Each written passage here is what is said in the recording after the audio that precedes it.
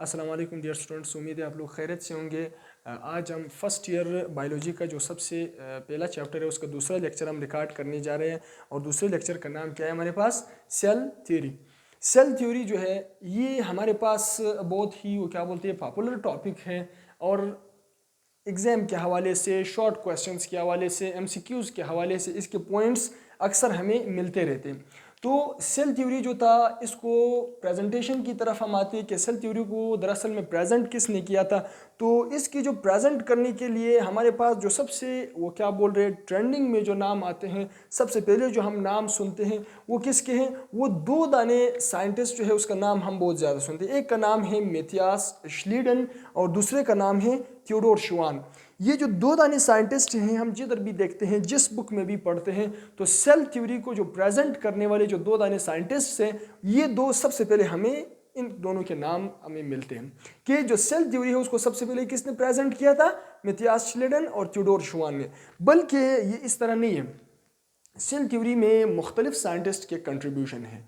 मुख्तलिफ साइंटिस्ट के कंट्रीब्यूशन कैसे हैं कि सेल थ्योरी के अपने पॉइंट्स हैं, अपने व्यूज़ हैं। इन व्यूज़ को अलग अलग साइंटिस्ट ने अलग अलग टाइम में प्रेजेंट किया था। और हमारे पास कुछ ऐसे भी था कि फॉर एग्जांपल जो थियोडोर श्वान और हमारे पास मैथियास श्लीडन हैं, इनके पॉइंट्स जो थे वो सेल थ्योरी को कम्प्लीटली या मुकम्मल तौर पर डिफ़ाइन नहीं कर सकते थे। तो इसको डिफ़ाइन करने के लिए या मॉडिफाई करने के लिए हमारे पास बाकी साइंटिस्ट ने भी इसमें क्या कर दिए? कंट्रीब्यूट कर दिए। तो दरअसल में अब हम आते हैं सेल थ्योरी की तरफ पढ़ेंगे कि जो सेल थ्योरी है इसमें से हमारे पास जो जनरलाइजेशन ऑफ सेल है वो सबसे पहले किस साइंटिस्ट से और किसने किया था? एक मैथियास श्लीडन था और दूसरा जो था हमारे पास थियोडोर श्वान था। इसका मतलब क्या है कि जो सबसे पहले सेल है उसको जनरलाइज्ड किसने किया था? जनरलाइजेशन का मतलब ये है कि उसने सेल के मुतल्लिक ये बात किया कि जो हमारे पास लिविंग ऑर्गेनिजम्स हैं उस सेल से मिल करके बने हुए। ये किसने कहा था? ये इन दो साइंटिस्ट ने मिल करके कहा था। किस तरह कहा था? इस तरह कहा था कि एक ने हमारे पास प्लांट्स का नाम लिया था और दूसरे ने किसका नाम लिया था? एनिमल्स का नाम लिया था। ठीक है, दरअसल में ये जो दो साइंटिस्ट थे, एक था शेल्डन और दूसरा हमारे पास श्वान है। ये दो साइंटिस्ट जो थे ये हमारे पास क्या थे? ये दरअसल में एक बॉटनिस्ट था और दूसरा हमारे पास क्या था? ज़ूलॉजिस्ट था। ठीक है, इन दोनों ने सबसे पहले क्या किया था? जो मैथियास श्लीडन है उसने अपना जो पॉइंट्स है सेल थ्योरी के मुतल्लिक 1838 में उसने सबसे पहले ये बात किया था कि all plants are made up of cell. यानी कि वो दरअसल में कौन सा साइंटिस्ट था? बॉटनिस्ट था। ठीक है, क्योंकि रॉबर्ट हुक ने जो हमारे पास सबसे पहले सेल की डिस्कवरी की थी, यानी कि सेल की डिस्कवरी जो कॉर्क सेल से किया था। किस सेल से? प्लांट्स के जो कॉर्क सेल्स होते हैं, इन कॉर्क सेल से जो उसने सबसे पहले सेल्स को डिस्कवर किया था अपने सबसे सिंपल माइक्रोस्कोप में। तो फिर क्या हुआ था? जो साइंटिस्ट थे उनके नज़रों में या उनके माइंड्स में एक ख्याल आया कि वाकई में सेल से मुतल्लिक कुछ न कुछ है। ठीक है, तो वो क्या कर दिया? मैथियास श्लीडन जो था ये हमारे पास जर्मन बॉटनिस्ट था। इसने सबसे पहले अपना पॉइंट शेयर कर दिया कि जो तमाम प्लांट्स हैं वो किस चीज़ से मिल करके बने हुए हैं? वो सेल से मिल करके बने हुए हैं। ठीक है, फिर उसके बाद जो था 1829 में या 39 में हमारे पास जो थियोडोर श्वान आया। दरअसल में ये ब्रिटेन का रहने वाला था, ब्रिटिश जोलॉजिस्ट था। जोलॉजिस्ट किस चीज़ को पढ़ते हैं? जोलॉजिस्ट हमारे पास एनिमल्स को पढ़ते हैं। किन को पढ़ते हैं? एनिमल्स को जो है जोलॉजिस्ट पढ़ते हैं, क्योंकि लफ्ज़ जो जू है इसका मतलब ही क्या होता है? इसका मतलब है एनिमल। और जो हमारे पास लफ्ज़ बॉटनी जो है वो लफ्ज़ बोटेन से निकला है, यानी कि बोटेन का मतलब क्या है? प्लांट्स।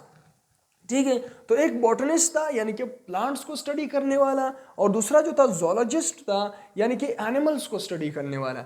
तो जर्मन बॉटनिस्ट ने क्या कर दिया? श्लेडन ने, उसने कहा था कि तमाम के तमाम जो प्लांट्स हैं ये हमारे पास किस चीज़ से मिल करके बने हुए हैं? सेल से मिल करके बने हुए हैं और सेल के टिश्यूज़ से मिल करके बने हुए हैं। यानी सेल्स और उनके जो डिफरेंट या वेरियस जो टिश्यूज़ होते हैं उनसे मिल करके प्लांट्स बने हुए होते हैं। फिर एक साल के गुजरने के बाद जो हमारे पास दूसरा साइंटिस्ट आया थियोडोर श्वान, इसने भी क्या कर दिया? क्योंकि ये था जोलॉजिस्ट तो लाजमी बात है एनिमल्स को स्टडी कर रहा था, तो इसने अपना पॉइंट शेयर कर दिया। क्या पॉइंट शेयर कर दिया? उसने कहा था कि जो तमाम जो एनिमल्स है हमारे पास ये किस चीज़ से मिल करके बने हुए हैं? ये सेल से मिल करके बने हुए हैं। यानी कि एनिमल की जो बॉडी है वो दरअसल में उसका जो बेसिक पॉइंट है, जो हमारे पास बेसिक यूनिट है, वो क्या चीज़ है, वो सेल है। और साथ साथ हमारे पास सेल के टिश्यूज़ होते हैं, इसमें सेल्स और सेल के टिश्यू से मिलकर के हमारे पास क्या बने हुए हैं, एनिमल्स बने हुए हैं।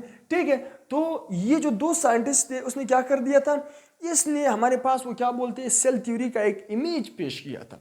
तो लेकिन गलती क्या हुआ था, उसमें कमी या जो हम कहते हैं लिमिटेशंस क्या थे इन दो साइंटिस्ट के पॉइंट्स में, वो ये लिमिटेशंस थे कि ये जो असल में श्लेडन और शुवान जो था ये एक्सप्लेन नहीं कर सकता था कि जो नए सेल्स जो बनते हैं वो कहाँ से बनते हैं, किस तरह बनते हैं।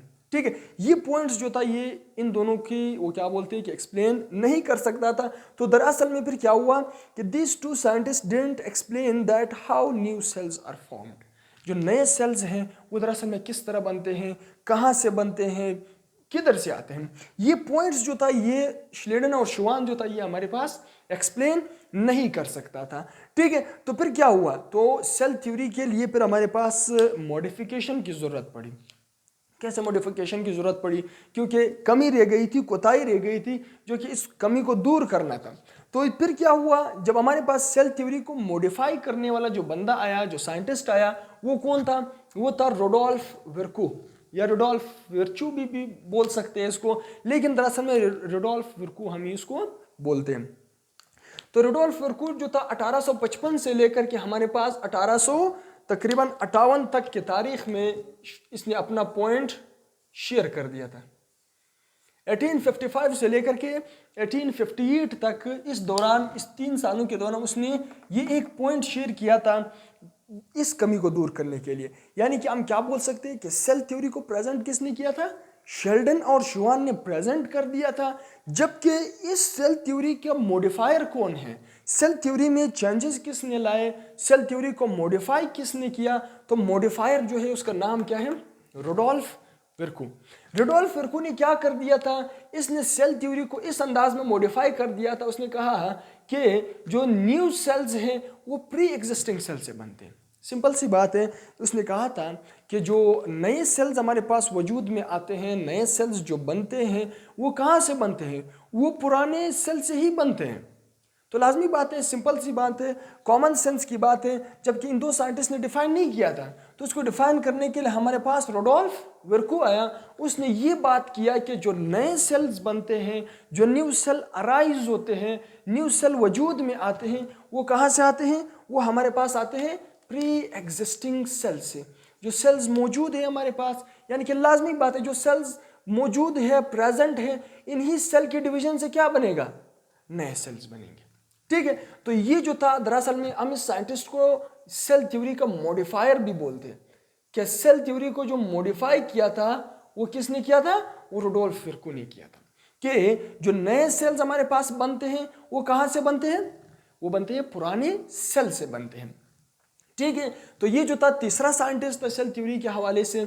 लेकिन माइक्रोबायोलॉजी में फिर जो सबसे ज़्यादा काम करने वाला जो साइंटिस्ट है, यानी कि आप ये भी कह सकते हैं कि फादर ऑफ माइक्रोबायोलॉजी जो है, जिसका नाम जो है बहुत जाना पहचाना है, तकरीबन स्टूडेंट्स ने बहुत ज़्यादा सुना है, वो क्या है, वो है लुईस पास्चर।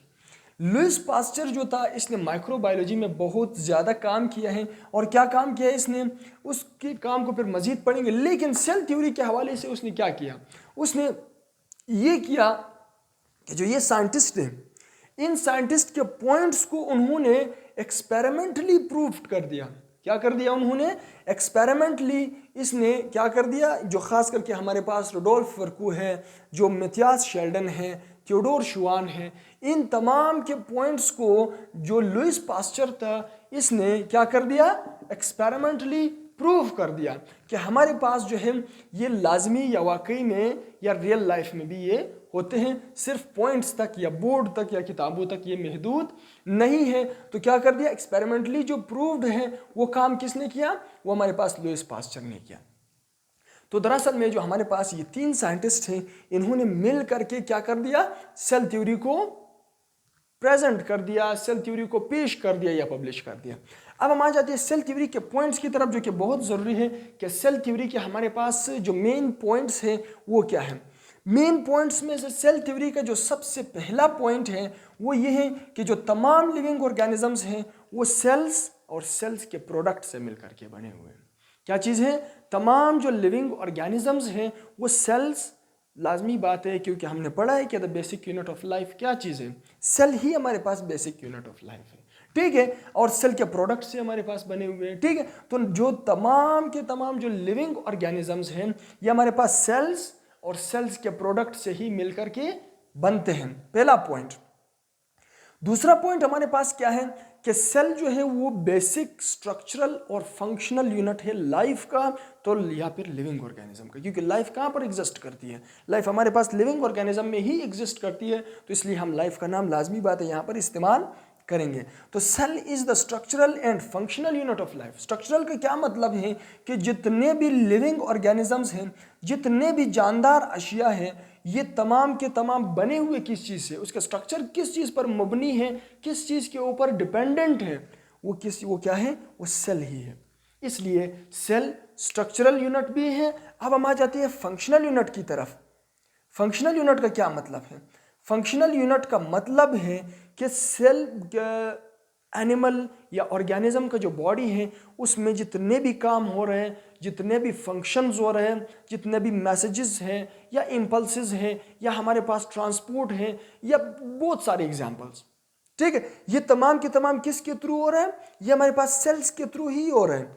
यानी कि तमाम अफ़आल जो हैं, तमाम काम जो है वो कौन कर रहे हैं? वो सेल कर रहे हैं। कौन? सेल ही कर रहे हैं। तो इसलिए हम सेल को क्या कहते हैं? सेल जो है वो किसी बॉडी का या लिविंग ऑर्गेनिज्म का स्ट्रक्चरल यूनिट है, और ये काम भी कौन कर रहा है बॉडी में?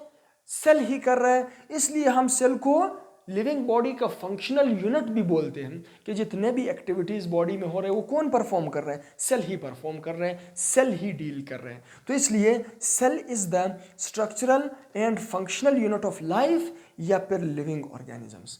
यानी कि लिविंग ऑर्गेनिज्म का जो सबसे स्ट्रक्चरल बुनियादी या बेसिक यूनिट है, और सेल जो है वो लिविंग ऑर्गेनिज्म के बॉडी में काम करने वाला या फंक्शनल करने वाला यूनिट भी है। तो cell is the structural and functional unit of life और लिविंग ऑर्गेनिजम्स।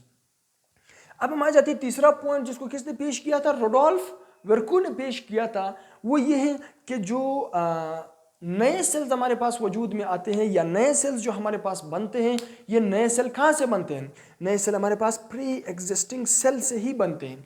जो पुराने सेल्स मौजूद थे, जो पहले एग्जिस्ट करने वाले सेल्स थे, ये एग्जिस्ट करने वाले सेल्स हमारे पास क्या होकर जाते हैं? डिवाइड हो जाते हैं और हमारे पास नए सेल्स बनाते हैं। इसको हम क्या बोलते हैं? इसको हम पेरेंट सेल बोलते हैं।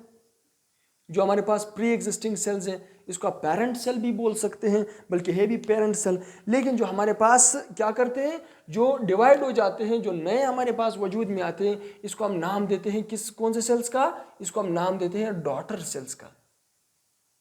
तो कौन सा पॉइंट है? तीसरा पॉइंट हमारे पास ये है कि जो नए सेल्स हैं वो कहाँ से अराइज होते हैं, कहाँ से बनते हैं? वो हमारे पास प्री एग्जिस्टिंग सेल्स से बनते हैं, या फिर हमारे पास पेरेंट सेल्स डिवाइड होकर के ही नए सेल्स बनाते हैं या डॉटर सेल्स बनाते हैं।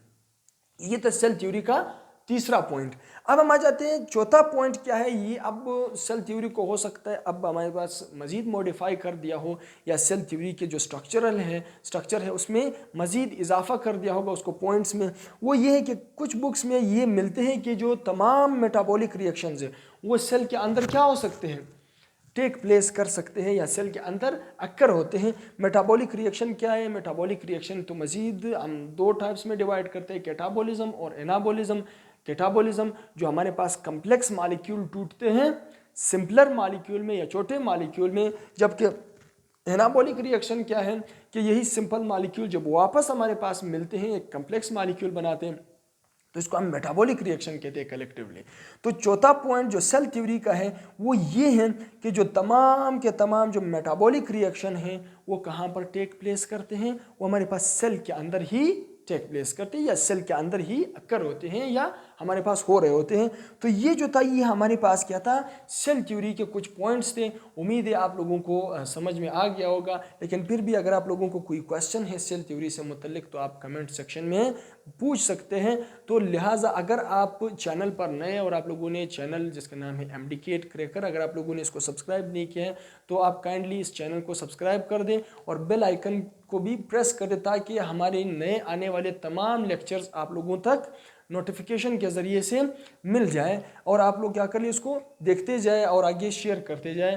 तो टिल देन, अल्लाह हाफिज़, थैंक यू सो मच।